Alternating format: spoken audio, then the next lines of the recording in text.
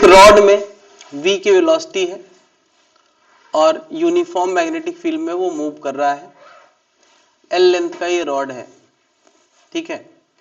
तो हम लोगों ने बहुत शुरू में एक बात करी थी कि मूविंग चार्ज पे क्या लगता है, फोर्स लगता है।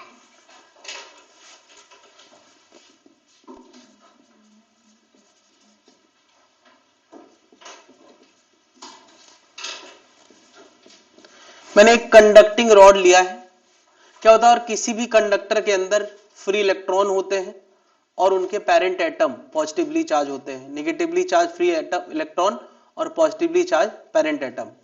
सोच के देखो, अगर मैं v वेलोसिटी से ऐसे इस रॉड को चला रहा हूं, मैग्नेटिक फील्ड अंदर है, तो बताओ उनके फ्री इलेक्ट्रॉन को फोर्स कहां लग रहा होगा। ये बहुत शुरू टॉपिक है यार मैग्नेटिक फील्ड का। वेलोसिटी इधर है, मैग्नेटिक फील्ड अंदर है, तो इलेक्ट्रॉन को फोर्स कहां लग रहा होगा, नीचे। और पॉजिटिव को कहां लग रहा होगा, यस, ठीक है, चलो एक भी पता है तो काम चल जाएगा।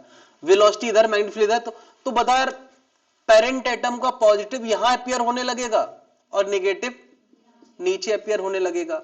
सही माने में नेगेटिव यहां जाएगा तो पॉजिटिव को छोड़ के जाएगा, इसलिए वहां पॉजिटिव आएगा। तो क्या ये प्रोसेस अनलिमिटेड टाइम तक चलता रहेगा क्या? नहीं, थोड़ी ही देर में इस नेगेटिव के इकट्ठा होने से और पॉजिटिव के इकट्ठा होने से किसी इलेक्ट्रॉन को कंफ्यूजन हो जाएगा। पता ये इलेक्ट्रॉन नीचे क्यों जा रहे थे? Due to magnetic Lorentz force. वो जो सबसे पहला टॉपिक हमने पढ़ा था, किसी भागते हुए इलेक्ट्रॉन से मैंने पूछा कि तुम नीचे क्यों जा रहे हो, तो उसने कहा वेलोसिटी इधर है, तो रॉड चल रहा है तो मुझे भी चलना पड़ रहा है, और रॉड के साथ साथ जब मैं चल रहा हूं तो मुझे नीचे की तरफ लॉरेंट्ज फोर्स लग रहा है, इसलिए मैं नीचे जा रहा हूं। तो ये चला गया नीचे। अब जाते जाते फर्दर किसी अदर इलेक्ट्रॉन से मैंने पूछा, वो थोड़ा कंफ्यूजन में था कि तुम क्यों नहीं जा रहे हो, तो उसने कहा कि यहां बहुत इलेक्ट्रॉन इकट्ठे हो गए हैं और यहां बहुत पॉजिटिव इकट्ठा हो रहा है, तो अंदर ही अंदर एक इलेक्ट्रिक फील्ड माहौल पैदा हुआ है और वो इलेक्ट्रिक फील्ड माहौल अब मुझे फर्दर जाने से रोक रहा है। क्यों? मुझे फोर्स जरूर नीचे लग रहा है, बट क्या बताओ, ये पॉजिटिव भी मुझे अट्रैक्ट कर रहा है और यहां इकट्ठा हुई नेगेटिव की भीड़ भी मुझे रिपेल कर रही है। तो क्या इसको अब एक एफ इलेक्ट्रोस्टैटिक लग रहा होगा और एक एफ मैग्नेटिक लग रहा होगा, उसको लॉरेंट्ज की जगह मैग्नेटिक लिख देते हैं। तो ये कंफ्यूजन में था और ये कंफ्यूजन जल्दी ही आना है, कारण क्योंकि जो मूवमेंट है ना वो एक्सटर्नल ताकत के खिलाफ है। क्या जो इलेक्ट्रॉन का मूवमेंट हो रहा है, जैसे जैसे मूवमेंट हो रहा है वैसे वैसे ये वाला फोर्स लगातार अपने आप को स्ट्रांग करता जा रहा है, तो कभी ना कभी ये उसको हरा के रहेगा। यानी अगर एक्सटर्नल ताकत के खिलाफ कोई इंटरनल मूवमेंट चल रहा है जो उसके लगातार खिलाफ स्ट्रांग और स्ट्रांग होता जा रहा है, तो कभी ना कभी फिर राम मंदिर बन जाता है। बात समझ रहा है? 500 साल लगा है इस मूवमेंट को स्ट्रांग और स्ट्रांग होने में। 5000 लोगों को निमंत्रण मिला है, तुम्हें लगता है मेरे को निमंत्रण मिला होगा?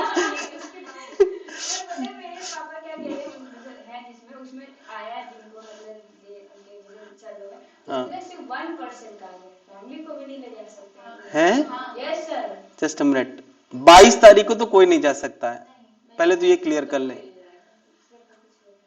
22 तक कोई नहीं जा सकता है, केवल 5000 जिनको इनवाइट किया गया है, स्पेसिफिकली पर्सन, वो भी नहीं कि वो अपनी फैमिली लेके।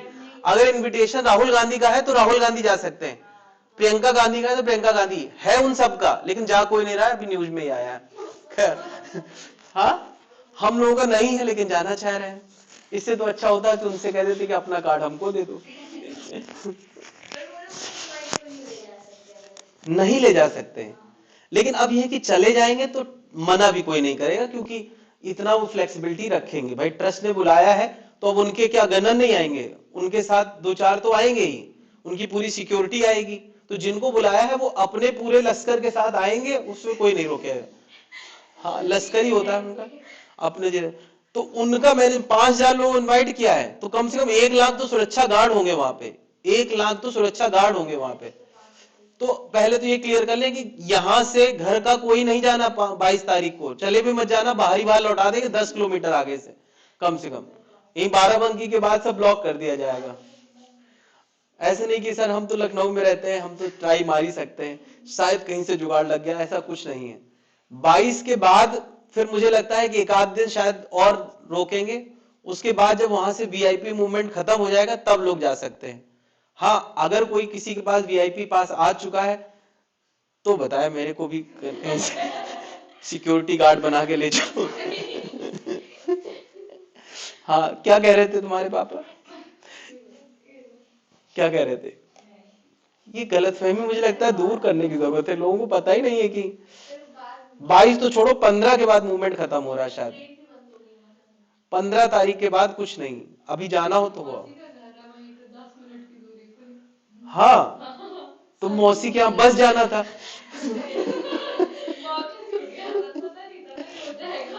वही बस जाना था और क्या, लेकिन रिस्क भी है। बहुत लोगों की निगाह है वहां पे, उनको भी घर के बाहर निकलना अलाउड नहीं होगा, है ना। वही छत से देख ले, खिड़की से झांक के देख ले, बस इतना बहुत है। अरे वो देखो आदित्यनाथ निकल गए, मोदी निकल रहा है, अमित शाह निकल, अगर उनका गली मेन गली में घर है। अच्छा, जिन लोगों का मेन गली में नहीं था, अंदर कहीं था और बाहर के घर टूट गए, पूरी पूरी गली साफ कर दी गई, सबको मुआवजा देके फ्री कर दिया गया। बहुत वो लोग पछता रहे होंगे जिनका घर गया है। मतलब रोड की जो जो अंदर के घर थे उनकी कीमत कम से कम 20-20, 30-30 गुना बढ़ गई, और जो मेन रोड पे थे जिनकी बहुत कीमत थी उनको बस वही कीमत देके विदा कर दिया भैया।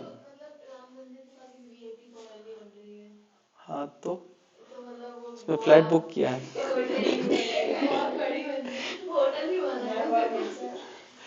होटल बन नहीं रहे, होटल्स बन रहे हैं। हर स्टेट का अभी निकला था, हर स्टेट का अपना एक मतलब वो होगा अतिथि गृह, हर स्टेट का, मतलब 25 कितने टोटल कितने स्टेट हैं? अच्छा 29 है, अभी यूपीएससी वालों को ज्यादा पता है। तो इतने स्टेट के तो ऐसी बिल्डिंग बनेगी, और मुझे लगता है कम से कम वहां पे घर जिनके होंगे बड़े साइज के वो सब होटल बना देंगे। कम से कम 1000 होटल 2-3 साल के अंदर वहां डेवलप हो जाएंगे, 1000 होटल, जिसमें से 700-800 होटल तो उनके होंगे जिनके घर पड़े थे बड़े बड़े, और शायद ही उन्होंने सोचा होगा क्या करना है, पढ़ा है तो पढ़ा है। वो भाई जिसका बड़ा साइज का घर, बड़े साइज तो छोटे साइज वाले भी होटल बना देंगे, अब तो छोटे साइज वालों का भी उठ ही जाता है। हाँ, सब कुछ मतलब एकदम बदल ही जाएगा। मैं तब गया था जब थोड़ा अधूरा अधूरा काम था, अभी फिर से।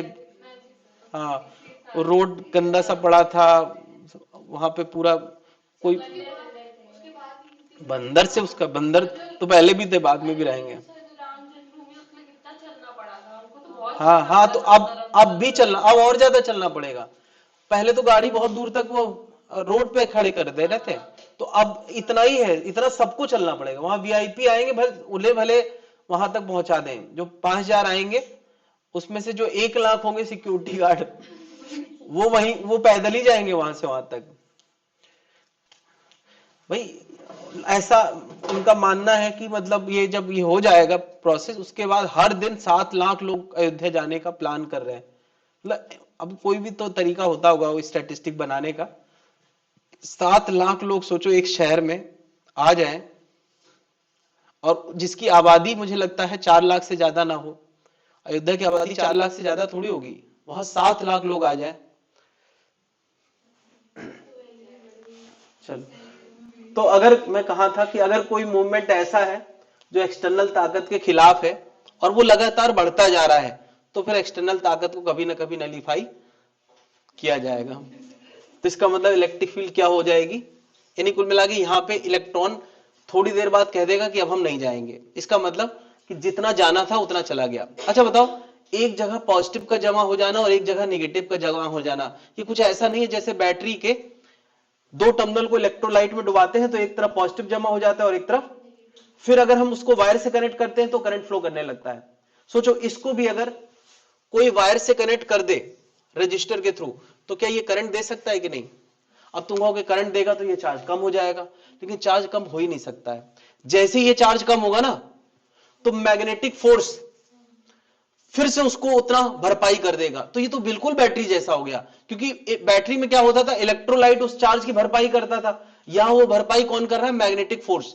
मैग्नेटिक फोर्स अंदर ही अंदर चार्ज को मेंटेन रखता है, पॉजिटिव की जगह पॉजिटिव पहुंचाता है और नेगेटिव की जगह नेगेटिव पहुंचाता है, और एक्सटर्नल सर्किट में वो पॉजिटिव से नेगेटिव मूव करेगा।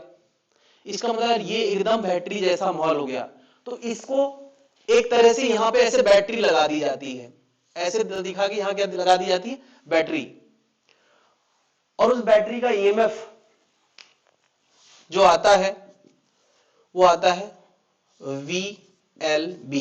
अभी मैं इसको प्रूव भी कर सकता हूं। क्या मैंने अभी अभी बताया? मैग्नेटिक फोर्स और इलेक्ट्रोस्टैटिक फोर्स क्या हो जाता है? बराबर।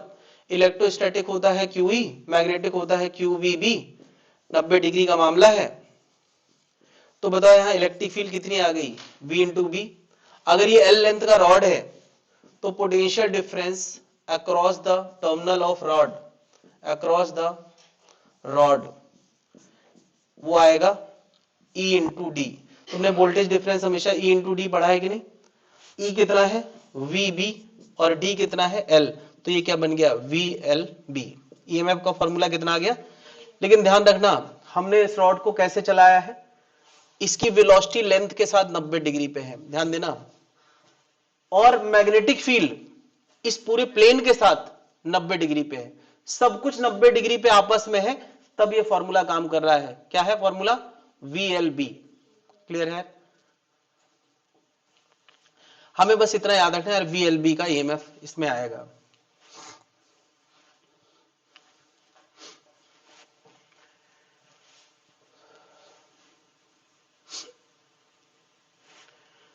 तो यार इसका इन जनरल फॉर्मूला क्या होता है? इसका इन जनरल फॉर्मूला मैं वेक्टर लुक में लिख भले रहा हूं, लेकिन उसकी जरूरत पड़ेगी नहीं। सीधे सीधे कभी फॉर्मूला पूछ लिया जाए तो बात अलग है।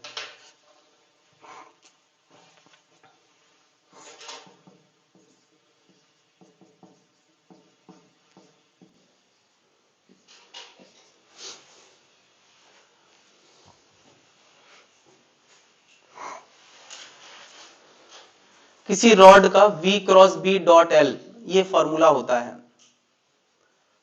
तो तुम कहोगे तो फिर ये क्या है? ये तब है जब सब कुछ 90 डिग्री पे है।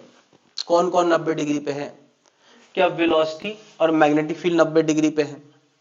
नहीं, सब परपेंडिकुलर है एक दूसरे के, तब ऐसा है।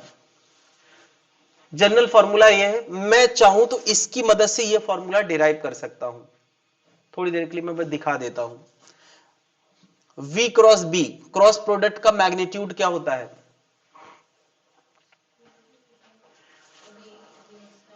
VB sine theta. ये मैं ईटा कैप दिखा रहा हूं, अभी इसका मतलब बताऊंगा। VB साइन थीटा, और थीटा पता है कितना है? 90 डिग्री। बताओ वेलोसिटी और अंदर मैग्नेटिक फील्ड के बीच में कितना एंगल है? 90 डिग्री। तो ये बन गया VB साइन थीटा। ईटा कैप पता है क्या होता है? मैंने कहा था कि क्रॉस प्रोडक्ट करने से एक डायरेक्शन आती है जिसका नियम होता है, V से B की तरफ चलो तो वो रॉड की लंबाई के अलोंग आ रही है। नहीं, ये कहां आ रही है फिलहाल? Along length. ये मैं किस केस की बात कर रहा हूं? जब V perpendicular to length, perpendicular to magnetic field, ये वाला मामला है तब। क्या बता, ये जो ईटा वेक्टर है वो कहां आ रहा है? Along length. और लेंथ, ये भी लेंथ है, ये भी लेंथ वेक्टर हो गया, तो दोनों के बीच में एंगल कितना हो गया? 0। अगर मेरे को ये एक वेक्टर है और ये एक वेक्टर है, दोनों के बीच में एंगल कितना है? भाई लेंथ वेक्टर ये भी है और लेंथ के अलोंग, तो जब दो वेक्टर 0 डिग्री पे हो तो उसका फाइनल आंसर होता है पहले वेक्टर का मैग्नीट्यूड VB, दूसरे वेक्टर का मैग्नीट्यूड L cos 0। तो VBL आ गया कि नहीं? ये VBL ना आता, अगर ये एंगल 90 की जगह कुछ और होता तो साइन का एक फैक्टर आ जाता, और इस वेक्टर और इस वेक्टर के बीच में कुछ एंगल होता तो साइन का, कॉस का एक फैक्टर और आ जाता। इसका मतलब ये फॉर्मूला बहुत मामला कॉम्प्लेक्स है, तो वो नहीं आएगा नीट में। सिंपल यही है कि जब 90-90 का मामला होगा तब ये फॉर्मूला हमें यूज करना है। तो मैंने तुम्हें बता दिया कि इससे ही ये आता है, बट इसके और ज्यादा वेरिएशन नहीं आते हैं।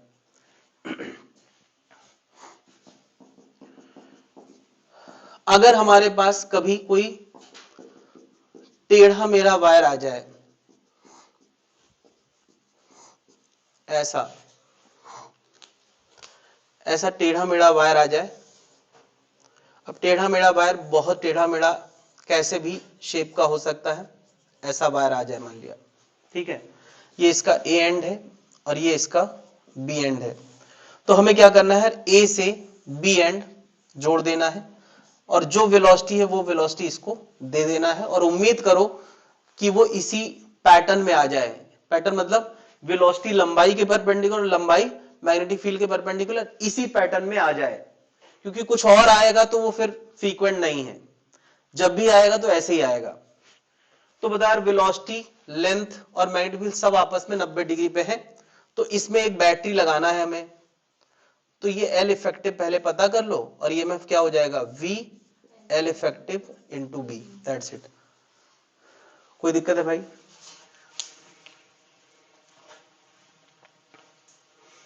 यानी हमें इस पूरे रॉड को हटा के एक सिंपल रॉड सोचना है और V into L effective into B कर देना है।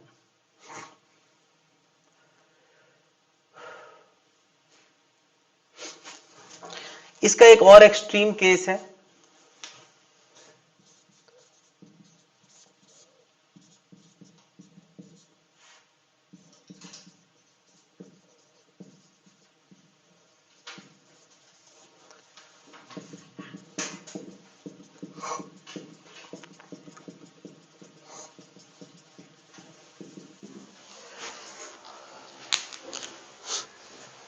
एक रॉड है एल लेंथ का और रॉड के अलोंग ऐसी वेलोसिटी है,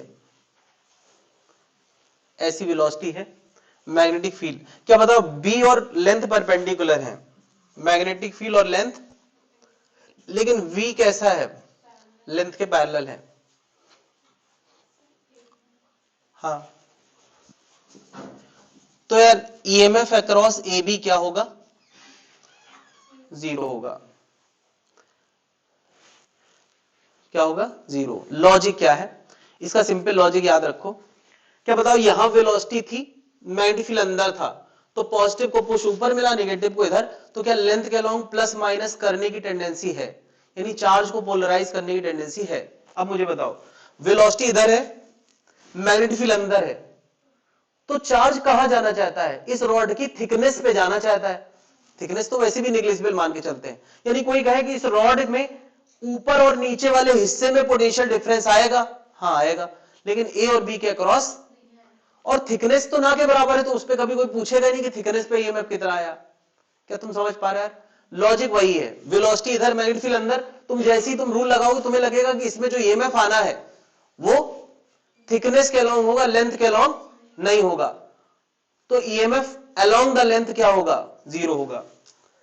ईएमएफ अलोंग द लेंथ क्या होगा, 0 होगा। तो ये दो एक्सट्रीम केस हैं, इसके अलावा बीच के बहुत सारे केसेस हैं, वो सारे केसेस पे हम बात नहीं करेंगे, बस यही दो केसेस समझ ले, बहुत बड़ी बात है। परपेंडिकुलर है, वेलोसिटी लेंथ के परपेंडिकुलर था, यहां वेलोसिटी लेंथ के पैरेलल है, तो लेंथ के पैरेलल होगा तो ईएमएफ नहीं आएगा।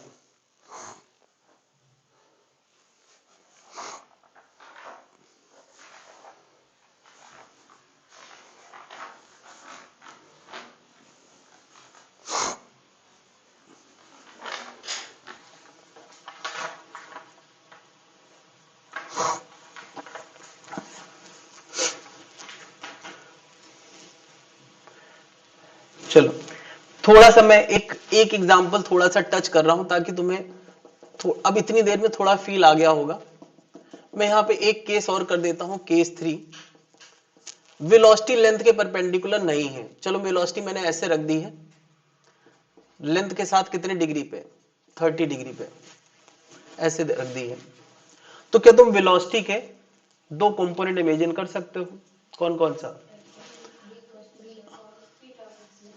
तो कौन सा कंपोनेंट ईएमएफ लाने के लिए जिम्मेदार होगा? क्या जितना सब समझ में आ गया? क्या वी परपेंडिकुलर जिम्मेदार होगा या वी पैरेलल? मैंने क्या बताया, रॉड की लेंथ के परपेंडिकुलर वेलोसिटी होना चाहिए, नहीं, इसमें क्या है, velocity is not at 0 degree, not at 90 degree with length, नहीं, तो कुल मिला के मैं कह सकता है velocity is at theta with length. अच्छा बाकी चीजें मेंटेन है, तो वेलोसिटी का कौन सा कंपोनेंट लोगे? परपेंडिकुलर। तो बताओ इसमें ईएमएफ कितना आएगा, जरा बताओ। वी एल, हाँ सॉरी, v की जगह क्या, बस v sin 30, इतना आ जाएगा। देखो दो चीजें एक्सट्रीम समझ लो, वेलोसिटी लेंथ के 90 डिग्री पे है तो ईएमएफ आता है, 0 डिग्री पे है तो ईएमएफ, तो अगर बीच का मामला होगा तो कौन सा कंपोनेंट लोगे?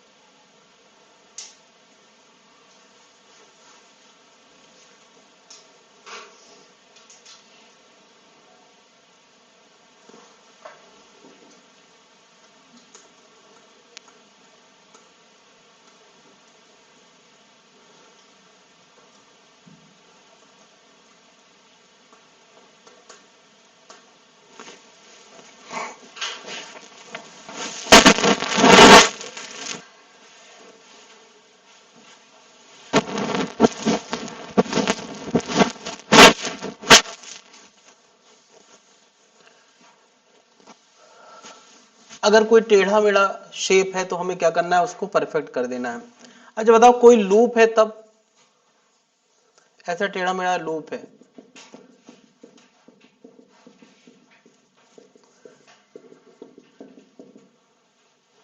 ईएमएफ इन अ लूप कितना आएगा?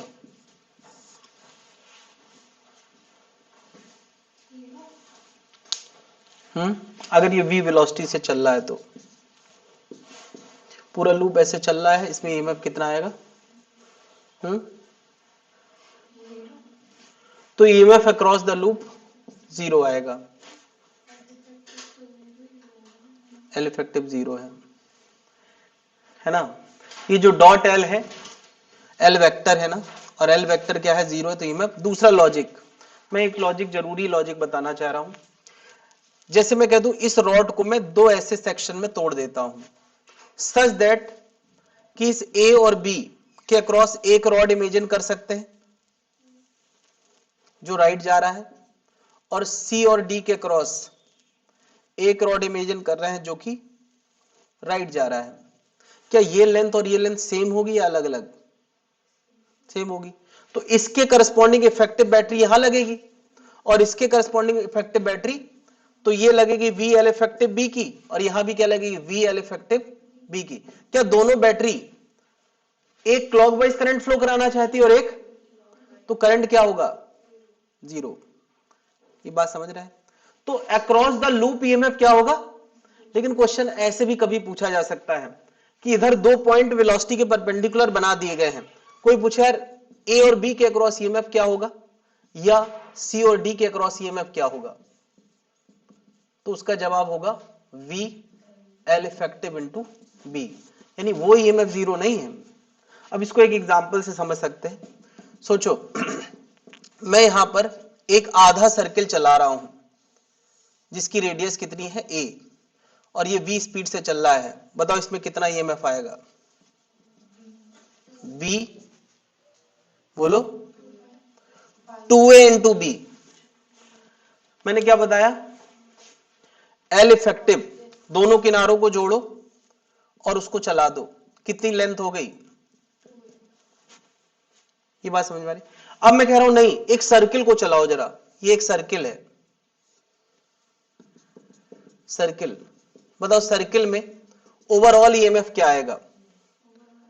इफेक्टिव ईएमएफ पूरे सर्किल में क्या आएगा, 0 आएगा। ध्यान से सुनना, मैंने एक पॉइंट ए इधर बोला है, एक बी इधर बोला, एक सी इधर, एक डी इधर। बताओ ए और बी के अक्रॉस ईएमएफ क्या आएगा? किसी v स्पीड से चल रहा है,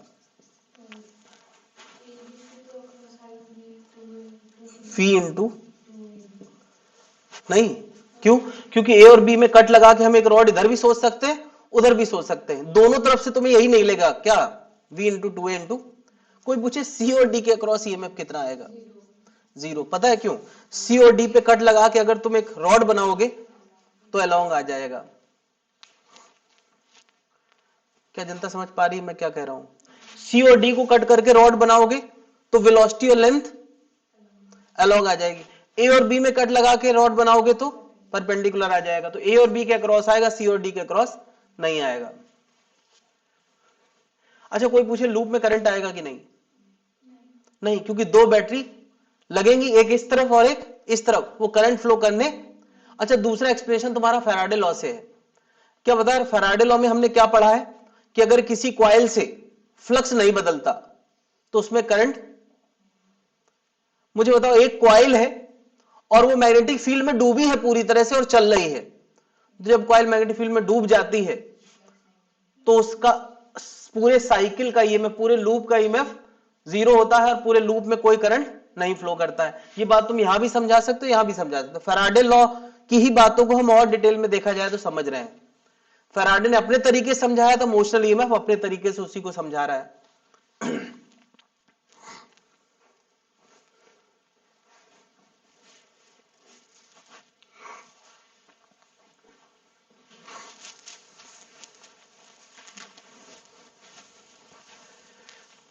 मैंने यार टेढ़े मेढ़े वायर का इफेक्टिव बनाया, एग्जाम्पल ये है। सर्किल लूप का इफेक्टिव बनाया, एग्जाम्पल ये है। पूरी बातें थोड़ा स्ट्रक्चर्ड दिखना चाहिए, मैंने इधर उधर लिख दिया है।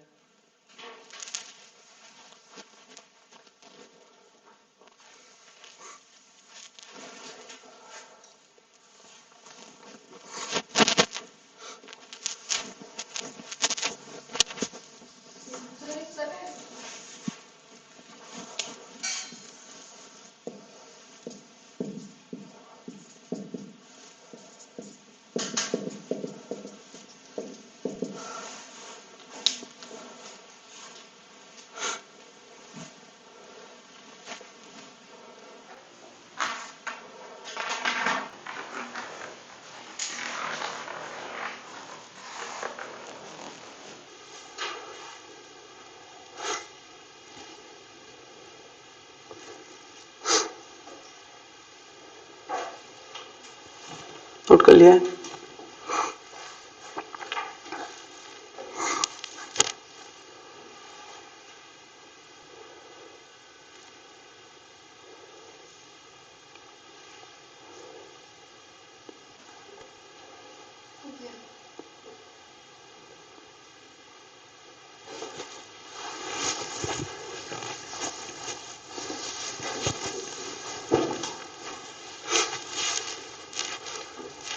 एक रॉड एल लेंथ का v वेलोसिटी से किसी मैग्नेटिक फील्ड में चल रहा है, ठीक है।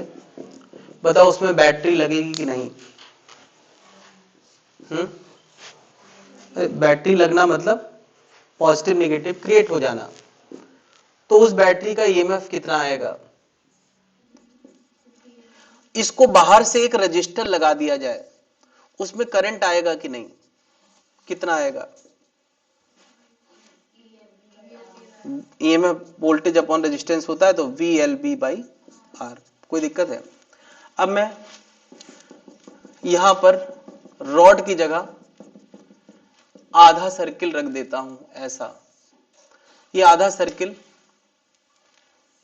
v स्पीड से चल रहा है और इसकी रेडियस कितनी है? a, b की मैग्नेटिक फील्ड में। मुझे बताओ इस आधे सर्किल में करंट आएगा कि नहीं? ईएमएफ आएगा कि नहीं? ईएमएफ कितना आएगा? v इंटू करंट आएगा कि नहीं? क्या ये लूप है? क्या ये लूप है? क्या ये लूप है? अच्छा मुझे बताओ, रॉड में मैं रजिस्टर ना जोड़ूं, मैं पूछूं इस रॉड में करंट आएगा कि नहीं? भाई बैटरी होना, ईएमएफ होना अलग चीज है। करंट तभी आएगा जब मैंने इसको रजिस्टर से जोड़ दिया तो क्या बन गया? लूप, तभी तो करंट आएगा। अब मैं क्या करूं, यहां पे एक रजिस्टर जोड़ दूं। ये ध्यान रखना, रजिस्टर मैग्नेटिक फील्ड के बाहर है, वरना इसमें भी ईएमएफ आ जाएगा। सोचो, ये रॉड है, इसमें ईएमएफ है, रजिस्टर कहां है? मैग्नेटिक फील्ड के बाहर। ये दोनों मैग्नेटिक फील्ड के अंदर आ जाएं तो एक बैटरी इधर लगेगी रॉड पे और एक रजिस्टर पे लग जाएगी, वो भी तो कंडक्टर है, तब करंट नहीं आएगा। अभी मैं क्या कर रहा हूं, बैटरी का सोर्स जिसको बनाना है वो मैग्नेटिक फील्ड के अंदर डुबाया है और जिस पर करंट देना है उसको, क्लियर है? ध्यान से सुनना, सब चीजें यहां जाके फैलना है। एक सर्किल है, ठीक है, ये सर्किल है, ये सर्किल है। इस सर्किल में बैटरी आएगी कि नहीं? इस सर्किल पे as a whole current zero होगा। क्यों? क्योंकि ये पूरी तरह से मैग्नेटिक फील्ड में। बैटरी आएगी कि नहीं? तो अगर इसके अंदर राइट वेलोसिटी है तो हम इसमें दो बैटरी लगा सकते हैं, एक इधर, और इससे भी हम गारंटी से कह सकते हैं कि with in the loop current क्या होगा? जीरो होगा, बिल्कुल जीरो होगा, इसमें करंट आ ही नहीं सकता है। मगर अगर ये कोई कहे कि बताओ ए और बी के अक्रॉस ईएमएफ है कि नहीं है, तो ईएमएफ तो है, और बल्कि ईएमएफ दो सोर्स का है, इस हिस्से में भी है, उस हिस्से में भी है। तो ये कुछ ऐसा नहीं होगा दो बैटरी पैरेलल में लगी हैं, एक 10 वोल्ट की इधर और एक 10 वोल्ट की उधर, तो बताओ ए और बी के अक्रॉस इफेक्टिव ईएमएफ कितना है? चलो मैं फिर से पूछता हूं, एक 10 वोल्ट की बैटरी ये है, एक 10 वोल्ट की बैटरी ये है, बताओ ए और बी के अक्रॉस इफेक्टिव ईएमएफ कितना है? ए और बी के अक्रॉस 10 वोल्ट का वोल्टेज है भाई, ये भी 10, ये भी 10, तो ए और बी के अक्रॉस वोल्टेज डिफरेंस कितना है? 10। इंटरनल रेजिस्टेंस है ही नहीं। क्या जनता समझ पा रही? दो पैरेलल बैटरी 10-10 वोल्ट की है तो इफेक्टिव भी कितना होगा? 10 ही होगा। मुझे बताओ इस लूप में करंट फ्लो कर रहा है कि नहीं? नहीं कर रहा है। अब मैं क्या कर रहा हूं, इसको बाहर से एक रजिस्टर लगा देता हूं। मेरा क्वेश्चन है इसमें करंट फ्लो करेगा कि नहीं?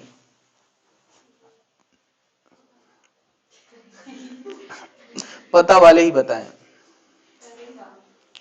करेगा कि नहीं? ये सेम है कि यहां मैं एक रजिस्टर लगा दूं और पूछूं बताओ यहां करंट आएगा कि नहीं? बिल्कुल आएगा। ये रजिस्टर पोटेंशियल डिफरेंस के अक्रॉस लगा और एक नहीं दो बैटरी हैं, एक होती तो भी करंट आता, कितना आएगा? तो मैं कहूंगा वोल्टेज अपॉन रेजिस्टेंस, और वोल्टेज कितना? V into 2A into B upon R. क्या बात समझ में आ रही?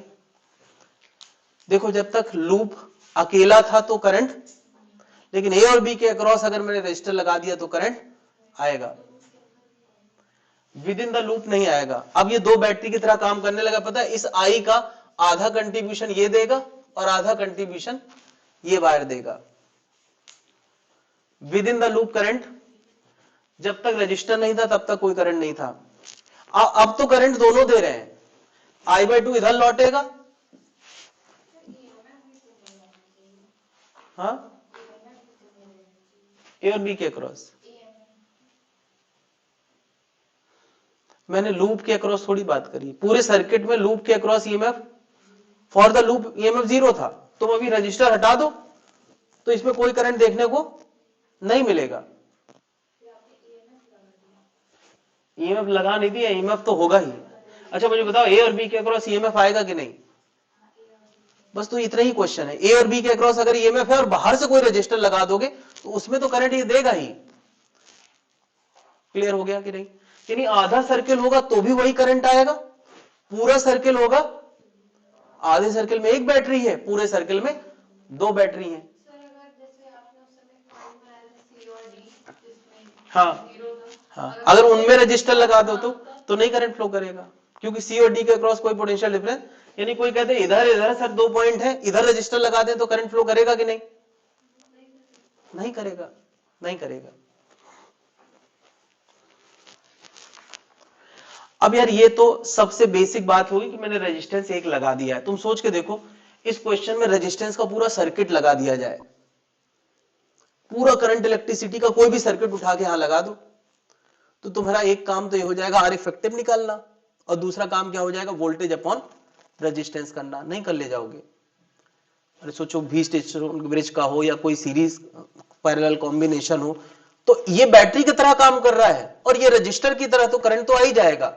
अब इसको कॉम्प्लेक्स करना हो तो कैसे कॉम्प्लेक्स करेंगे, सर्किट बना देंगे। इसको कॉम्प्लेक्स ऐसे ही कर सकते हैं भाई, इसमें रॉड लगा दिया तो आसान है, सर्किल लगा दिया मुश्किल है, ये लगा दिया और मुश्किल है। मैं बता दूं कहानी तुम्हारी रॉड ही तक सीमित है यार। ये बहुत रेयर डिस्कशन है कि अभी टेस्ट सीरीज में आ जाए, इसमें आ जाए, बस उसी के लिए है। एग्जाम में मैं इतनी उम्मीद करता हूं बस रॉड अकेले आएगा।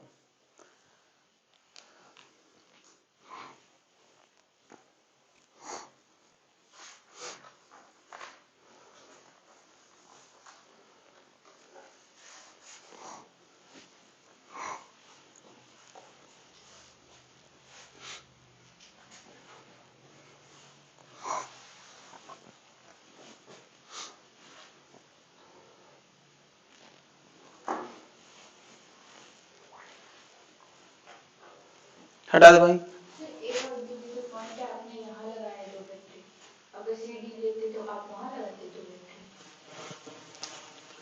सी इधर होता, डी इधर होता, तो मैं एक बार यहां से खींचता, एक बार यहां से खींचता, रजिस्टर तब भी बाहर ही लगाता।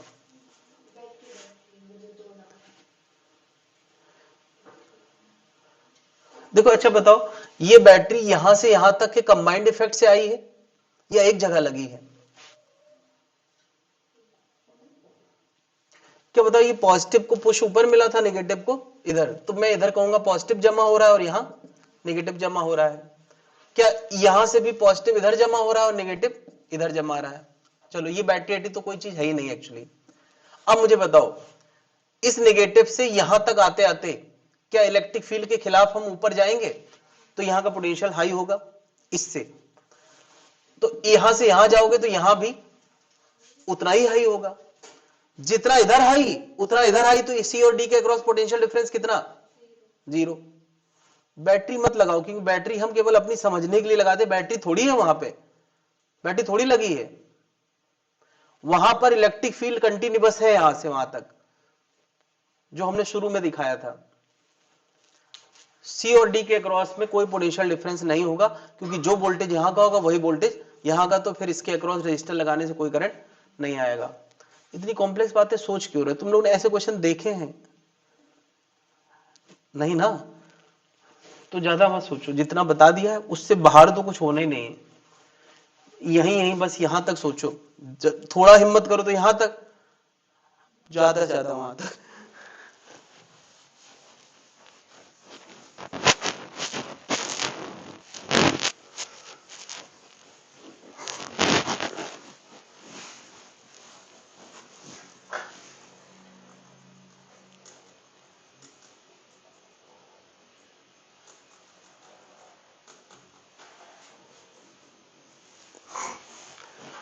मैंने अभी अभी ये क्वेश्चन पूछा तुमसे, ये एक स्क्वायर लूप कह सकते हैं, या ये रॉड,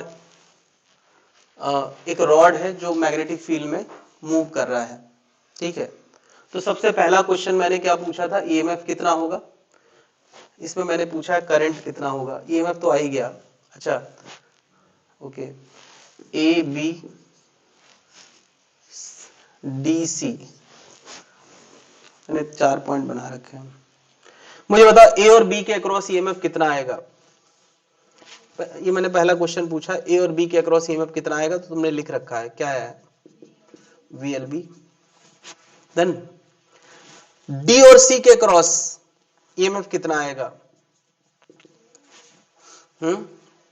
तो सीधी सी बात है यार, ये मैग्नेटिक फील्ड में है ही नहीं, ये तो मैग्नेटिक फील्ड में डूबा ही नहीं है, 0 होगा।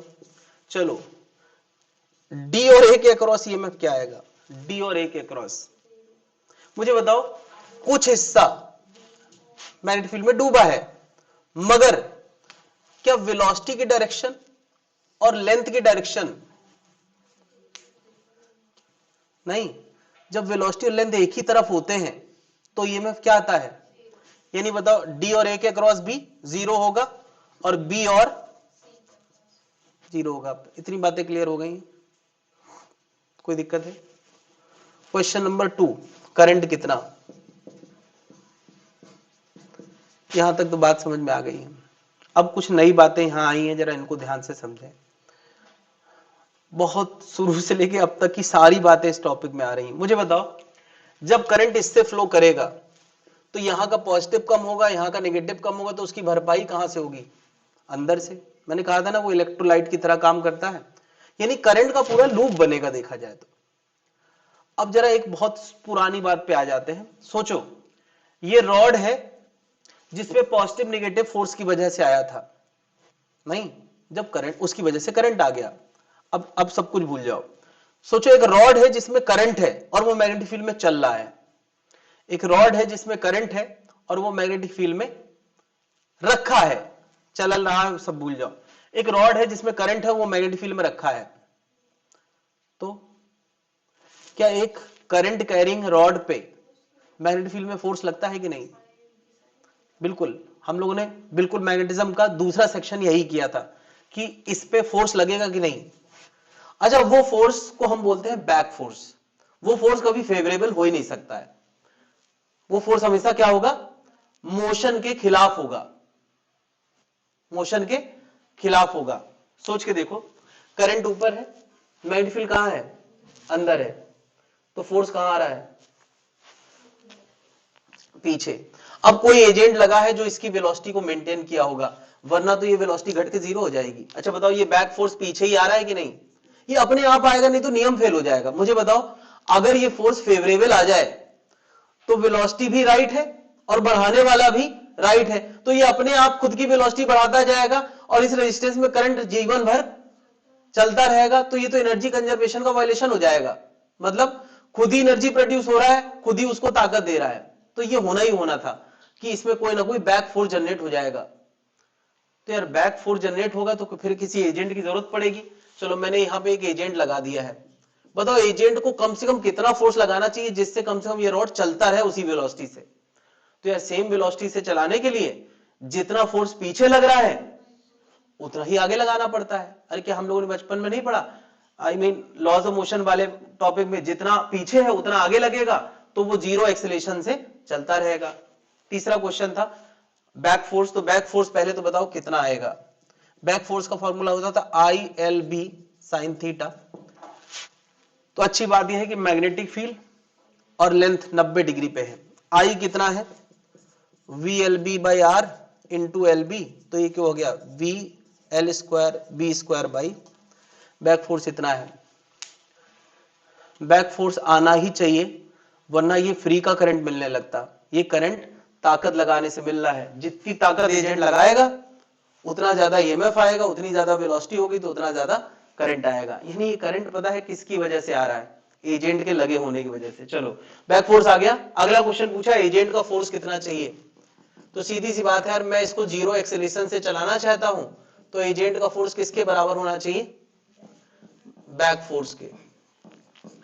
ये बात हम लॉज ऑफ मोशन से जानते हैं, एफ नेट बराबर एम ए, और एफ नेट में एक एजेंट का है और एक बैक फोर्स है, और दोनों क्या होना चाहिए? बराबर। अगला क्वेश्चन पूछा है power delivered by agent. Power delivered by agent नहीं, एजेंट।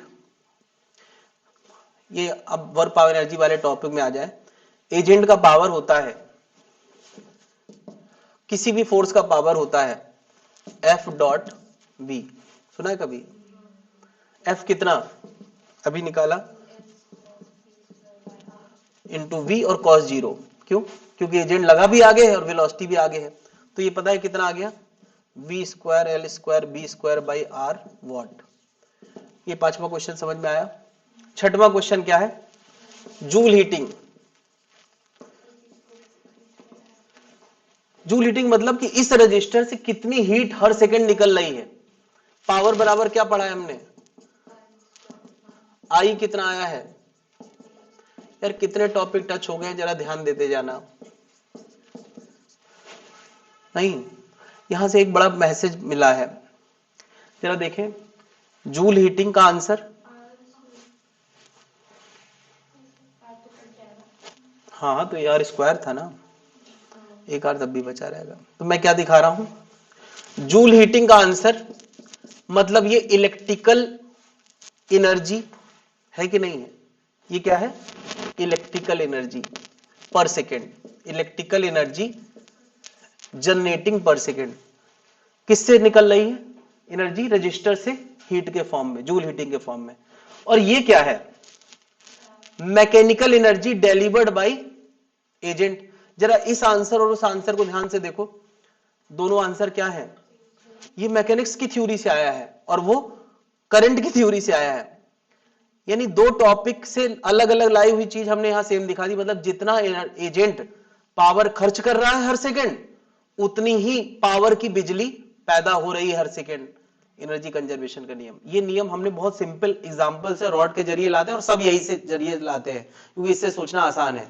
लेकिन ये बहुत यूनिवर्सल नियम है, यूनिवर्सल नियम कि हम कोयला खर्च करके थर्मल पावर स्टेशन पे बिजली पैदा करते हैं, तो कोयला खर्च करके हम उतनी एनर्जी उसको पे लगाते हैं तो बिजली पैदा होती है। बात सुन रहे, विंड टरबाइन में उतनी एनर्जी विंड उसको देती है तो बिजली पैदा होती है। हर जगह विंड टरबाइन जब चलते हैं तो वहां भी बैक टॉर्क जनरेट होता है, उसके खिलाफ विंड को लगातार एनर्जी चाहिए, तभी हर जगह वही बात है। तुम अगर कभी जनरेटर स्टार्ट करने जाओ तो जब स्टार्ट करते हैं जनरेटर तो वो बैक फोर्स लगाता है, बहुत हैवी, बहुत मजबूत हाथ चाहिए उसको स्टार्ट करने के लिए। और एक बार स्टार्ट हो जाता है तो वो डीजल की खपत करने लगता है, तो फिर बैक फोर्स वो खुद ही मेंटेन कर लेता है। बात सुन रहा, तो ये बैक फोर्स उसी बात का एग्जांपल है। तो यहां मैसेज क्या है कि electrical energy generated will be same as, आज के दिन एक क्वेश्चन आया था, वो एक आध क्वेश्चन ऐसे थे, मैग्नेट में जब करंट के पास आ रहा था तो क्या वो मैग्नेट को पास लाते समय एजेंट को ताकत लगाना पड़ रही है, एनर्जी खर्च करना पड़ रही है, और जो उस कॉइल में करंट की वजह से जूल हीटिंग होगी उनका मैग्नीट्यूड, यानी जितना एजेंट पावर खर्च करता है उतना जूल हीटिंग उसके अंदर जनरेट होता है। तो ये वह सब एक दूसरे से रिलेटेड है। मैंने सिंपल एग्जांपल से ये समझाया, इसका मतलब अब ये सब जगह ट्रू है, सब जगह ट्रू है कि कहीं बिजली पैदा हो रही है तो कोई ना कोई एनर्जी खर्च कर रहा है, चाहे वो एजेंट करे, चाहे वो डीजल करे, चाहे वो कोयला करे, चाहे वो हवा करे, चाहे पानी करे। बात क्लियर है? तो ये नोट करके लिख सकते हैं, मैकेनिकल वर्क या पावर, दोनों एक ही बात है कि वर्क होता है, पावर होता है per unit time work, power work ही तो होता है पर यूनिट टाइम। तो mechanical work will be same as joule heating in the form of, बस इतना लिख दें यार, जितना मैकेनिकल पावर खर्च होगा उतनी ही बिजली पैदा होगी।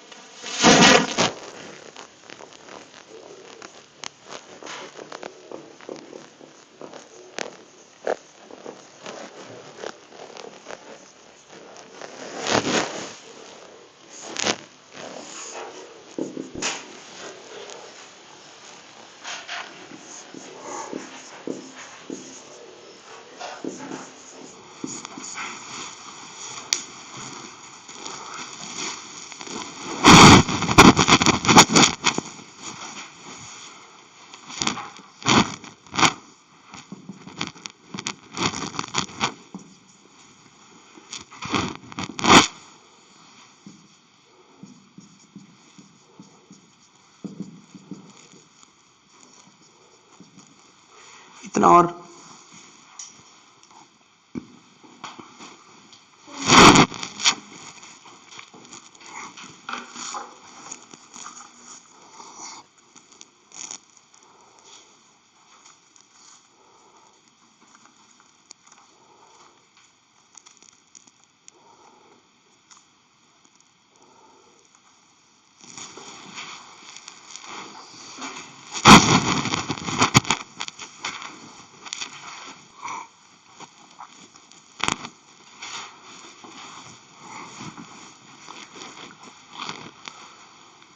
एक एल लेंथ का रॉड है और ये ओमेगा रेडियन पर सेकेंड से घूम रहा है। मुझे बताओ रॉड का अगर मैं कोई छोटा सा पोर्शन कंसीडर करता हूं तो उसके अंदर वेलोसिटी है कि नहीं? भाई ओमेगा अगर है तो वी भी है हर पोर्शन में। जो पोर्शन करीब होगा उसकी वेलोसिटी कम होगी और जो दूर होगा उसकी वेलोसिटी ज्यादा होगी और बिल्कुल करीब होगा तो उसकी वेलोसिटी 0 के बराबर होगी। अभी तक हम पूरा रॉड एक जैसी वेलोसिटी से चलाते थे और ये रॉड नीचे से ऊपर तक अलग अलग वेलोसिटी से चल रहा है। सबसे बाहर वाले की वेलोसिटी होगी एल ओमेगा और इधर वाले की वेलोसिटी क्या होगी? 0। अब अगर कोई कहे क्या इसके अक्रॉस भी ईएमएफ आना चाहिए? बिल्कुल आना चाहिए। तुम सोच के देखो, वेलोसिटी इधर है और मैग्नेटिक फील्ड हर बार की तरह अंदर है, तो क्या बताओ चार्ज को ऊपर पुश मिल रहा है कि नहीं? हालांकि हर जगह पुश एक जैसा नहीं मिल रहा होगा, वेरिएबल मामला है। तो ईएमएफ कितना आना चाहिए? मैं सीधे आंसर लिख रहा हूं, ज्यादा डिटेल में जाने की जरूरत नहीं। ईएमएफ का आंसर तुमने क्या पढ़ा है? वी एल बी, ये पढ़ा है वी एल बी। तो वी तुम ये वाला लोगे या 0 लोगे? भाई एक जैसा होता तो वी लेते, अलग अलग है तो तुम्हारे दिमाग में ये ख्याल आना चाहिए, करना तो इंटीग्रेशन है बट हम उससे बच रहे हैं। मैं कह रहा हूं कि इधर 0 है, इधर एल ओमेगा है, तुम्हें एक वेलोसिटी लेना हो तो क्या लोगे? ये पक्षपात नहीं हो गया? तुम सबसे ज्यादा वेलोसिटी पूरे रॉड को दे रहे हैं, एल ओमेगा बाई 2 जस्टिफाइड है। ना कम लो ना ज्यादा लो, बीच की वेलोसिटी ले लो, क्योंकि पूरे रॉड में वेलोसिटी लगातार वेरिएबल है। तो क्या लेना ज्यादा जस्टिफाइड है? L omega by 2। बस आंसर आ गया। क्या आ गया? B omega L square by 2। क्या ये आंसर बिल्कुल कन्विंसिंग तरीके से याद रहेगा? अरे होता वी एल भी है, लेकिन यहां वी मैंने क्या लिया है? मीन ले लिया है दोनों का। तो कितना आ गया है? Half B omega L square justified. अच्छा पॉजिटिव कहां होगा नेगेटिव कहां होगा ये तुम उसी डायरेक्शन वाले तरीके से निकाल सकते हो। बताओ वेलोसिटी ऐसे है, मैग्नेटिक फील्ड अंदर है, तो ए पे क्या आएगा? पॉजिटिव, और बी पे रिलेटिवली क्या आएगा? सोच लो आराम से। अरे वही रूल है एक, शुरू से हम यही रूल तो फॉलो कर रहे हैं। वेलोसिटी तो पॉजिटिव को उधर पुश, नेगेटिव को नीचे पुश। अब मुझे बताओ ये रॉड सेंटर के इस तरफ भी है और इस तरफ भी है, तो इस तरफ L/2 हो गया और इस तरफ भी पूरा L लेंथ का रॉड है। तो बताओ O और A के अक्रॉस कितना ईएमएफ आएगा और कौन पॉजिटिव होगा? एक मिनट, ओमेगा रेडियन पर सेकंड से घूम रहा है। A पॉजिटिव आएगा और O रिलेटिवली, O और B में, चलो मैं इधर ये वेलोसिटी दिखा देता हूं, तो इधर ऐसी वेलोसिटी होगी, कौन पॉजिटिव आएगा? वेलोसिटी इधर है तो B पॉजिटिव होगा और O रिलेटिवली। चलो इतना तो समझ में आया। मैं दो बैटरी लगा रहा हूं, एक ऐसे और एक ऐसे, यहां पॉजिटिव और एक ऐसे ऊपर पॉजिटिव। चलो कितना ईएमएफ आएगा उसी फॉर्मूले से देखते हैं। आएगा half B omega L/2 square. क्यों? L थोड़ी है, L तो वो था, तो ये पता कितना हो गया? 1/8 बी ओमेगा। तो O और B के अक्रॉस कितना आएगा? सेम आएगा नहीं, तो A और B के अक्रॉस कितना आएगा? 0। क्यों? O से जितना वो ज्यादा है, O से उतना यहां भी ज्यादा है, तो डिफरेंस कितना हो गया? 0।